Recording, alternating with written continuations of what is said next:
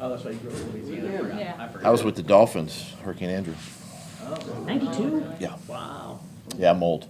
I did not know that. Yeah, my wife was stuck in traffic. It took her like 8 hours or so just to get to Tallahassee. She was down there with me, and they got everybody out. You couldn't get her a private jet? What kind of cheapskate? Practice squad. That was practice squad. As in 2012, were you in Philly at 2012? Or were you in? Yes. So Sandy, but obviously that was minimal. Sandy hit the sort of the Jersey Shore. Right. Yeah, and did a lot of damage out there. We did feel the effects of those, Right. the wind and stuff that year. Yeah, there was. They never did close the bridges, you know, Yeah, because they got the Philly bridges did. over there. Right. But it was, Yeah. yeah, so it was Are you- devastating on the are you coast. guys staying here this week, or are you Yes. guys going somewhere else practice now? Yeah, no, you know, we've got a team that's kind of on track of the, you know, on top of the storm, and it just appears right now that, you know, things are a little more favorable, you know, for Friday and Saturday, you know, for us. So yeah, we're staying. What's it like having a statue of yourself outside the stadium long before you've given up coaching or? Personally, I've never seen it in person, and you know, obviously, it's a great honor to have, you know, me and Rocky Balboa, I guess, in the city of Philadelphia, and Nick Foles. And but Nick, yeah. but no, I mean, it's an honor. It really is. You know, something that we accomplished, you know, as a team, as an organization, you know, in 2017-18, and yeah, you know, it's just a nice reminder. Do you ever plan to visit the statue? You know, maybe one day after I retire or something like that, but have no plans to anytime soon. Did they, when they told you they were gonna do it, what was your first reaction? That's up to them. I didn't really care. Honestly, I just really didn't care. You know, what they did, that was you know, the people involved with that. So, but it's definitely an honor, you know, to have something like that represent, you know, what we did, you know, back then. Has your wife seen it? Yeah, the kids. I think yes. I think. Don't really know. Yes. Doug, Maybe. looking back on the guys who were on last year's team, and then even before that, the guys who underwent a couple of coaching changes. Now that you've kind of gotten into this transition and everything, were they very, very open-minded about what you were trying to sell? The guys who've been on the scene for 4 or 5 years, even longer. They were. Yeah. And did they make it a little bit easier for you to come in here and kind of, you know, do that healing process? You know, and they were the ones that I leaned on, you know, to really kind of get a sense and a feel for where they were mentally, you know, coming off the last couple of seasons, and just wanted to reassure them that we were going to work hard to try to get things turned around, and, you know, and they bought into that. And, you know, you're starting to see, I think, the fruits of their labor by the way they practice, and obviously by the way they're playing. Just guys like Josh and Shatley and Cook, Cam you know, and they were Cook, kind of those guys, set yeah. the examples. Exactly. We did the math, we were looking at the depth chart before you got here. I think it's like 4 guys on each side of the ball for Philly were there before you left, and a lot of guys in the trenches. What sort of advantage does that give you as you're scouting them, having known guys like Kelsey, having known guys like Graham and the rest of them on the defensive side? I mean, it's good to know kind of who they are, how they think, how they play. You know, you got all those insights that way. It's much like, you know, press a couple weeks ago with the Colts, obviously, and you know, but at the same time, it's a different scheme, so they're in a different system now. You know, obviously the offensive line, you know, is the same with Jeff Stoutland, so we're seeing the same things there, you know, in the run game, but. You know, having familiarity is nice, but at the same time, you know, they're trying to execute their plan just like we're trying to execute ours, and you know, focus on that. What type of player is Jalen Hurts? He really seems to be coming into his own this season. You know, I've obviously from afar, you know, watching him and seeing his progress. It's everything that I think back then we saw when the Eagles drafted him, you know, is coming to the forefront. This guy, extremely hard worker, He's dedicated. He's a proven winner. You know, everything has been thrown at him adversity-wise, and he's overcome it. You know, and you're seeing it. You're seeing it in the way he plays and the way the guys rally around him and support him, and it's just you know, I think for him being in, you know, again having stability. I mean, you're seeing it, right? Your second year. Stability around the quarterback, stability around the team, talking about the coaching staff, that's where you see that jump. And he's, you know, they've added talent around him, and, you know, he's using that. And, of course, he's an athletic guy himself. He's hard to bring down, just doing the things that we all thought he could do. When you look, a different challenge than the first three quarterbacks you guys face in terms of mobility and stuff. How does that change what you're going to do? You know, you just got to stay disciplined. As you rush, it's he can break an arm tackle pretty easily. You know, he can make you miss pretty easily. You just got to be under control and disciplined, and you know, try to tackle him and maybe get forehands on him and bring him down when you can. So it's a challenge. You know, very very much so, because you know, if you get out of your rush lanes, he can make you pay with his legs. You look at the touchdown pass that to Zay Jones. Is that sort of an example? I mean, Trevor gets a little bit of pressure coming up the middle, so he rolls it right, buy more time. But it seemed like Zay did a good job of adjusting as well. And, you know, because a lot of times when a quarterback rolls to right by side, you know, he ends up throwing the ball away when you're in a box that small.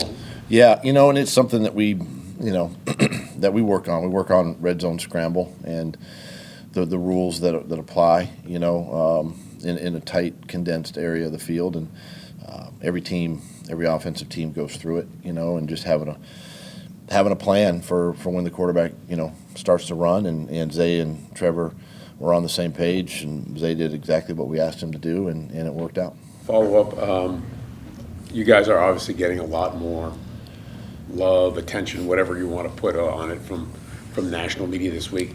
How would you expect your team to handle something like that to make sure it doesn't become any kind of a distraction or anything? You know, I expect the team to handle it, you know, one with class and one with just, you know, the fact that, okay, you know, that's fine. You know, we still have to go to work every day and prepare for another football game. And, you know, that starts with me, you know, during the week and setting the tone that way and just keeping us focused on task. 9 sacks for the Eagles defense last week against Washington. When you watch it back on tape, what led to that for them? It's a great pass rush. They can do it with 4. They can do it with 5. Combination of the two. You know, I think you know Fletch is still Fletch, and he can push the pocket. They've got edge guys that can still, you know, bend, and Josh Sweat's playing good. And he's long and kind of slithery, and you know, BG, you watch him, and he's a guy that can get under your pads and push the pocket. So all these guys have talent to do that, and so that's what you're seeing. And you know, a lot of them too, the secondary covering the receivers and nowhere to go with the football. That's part of it.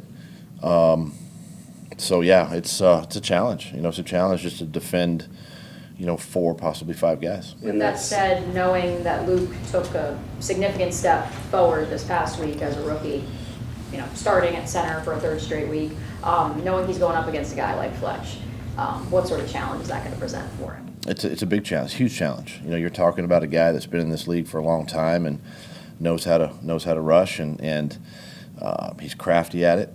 He's smart, very skillful, and he's calculated. And Luke's going to have to just watch a lot of tape, you know, this week, and just, you know, we're going to have to help him when we can, whether we slide to him or use a back or whatever we can do to disrupt some timing. I mean, that's what you do with good pass rushers, right?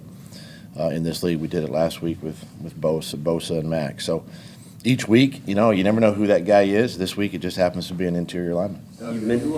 Any coincidence of why, or is it a coincidence you've been so good in the 3rd quarter these 3 weeks? So the numbers are staggering. What you're doing to kind of put games away. What do you attribute that to? I just think it's a credit to the guys. Really, just understand we make subtle adjustments at halftime, you know, and then come out and really Still try to execute the game plan, I think the guys feel some energy when you have, a lead at halftime. There's some of that. And and really, again, leaning on the run game a little bit has helped, opened up some things. But we talk about, sort of that middle eight, right, of the game, whether it's the end of the second quarter to the beginning of the third. And it's important that the offense gets points or the defense gets off the field, and those are things that we talk about and stress all the way back to, the offseason. Doug, what are the reasons, I'm sorry, go ahead. No. Okay, what are the reasons you decided just to stay put and not go north and get away from the storm? I assume you learned something those years in Miami when you were a player from what Don Shula did. What's your philosophy with the hurricane and how you're handling it? It's really the families. I mean, if we leave, the families are still here, kind of fending for themselves, and we got to, as husbands and dads, and we want to make sure that they're well taken care of, and the organization can help, take care of the families, and then just monitoring the storm too, and just seeing, where the impacts are going to be, and I would say if it was more of a direct hit and things were going to be a little bit worse, we'd probably consider leaving. But I think things are, other than some wind and some rain, I think Friday, we're going to be okay and just stay here. As a follow-up, were you there when Andrew was there? I know you were on and off the roster. Yeah, I was there. Yeah, I was there. Thoughts on My wife had to leave.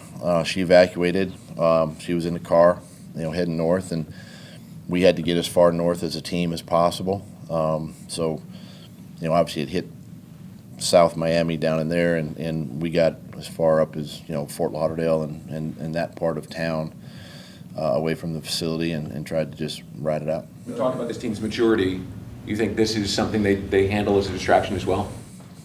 I mean, yeah. This is something that, I talked about this morning. We know that the storm's coming, right? And it can disrupt lives and the order of business each week. We just kind of gets you out of your routine a little bit. But, the biggest thing is just maintaining, focus and concentration. We've got people in place to help, the players and the coaches and their families, and let's stay on task, game plan today and tomorrow and Friday. And look, if we have to adjust, we adjust. It's just part of it. You mentioned that you tested your emotions. What's that? How much of this week is a test of your emotions? Obviously going back, but even on Sunday in the locker room in LA, we had guys talking already.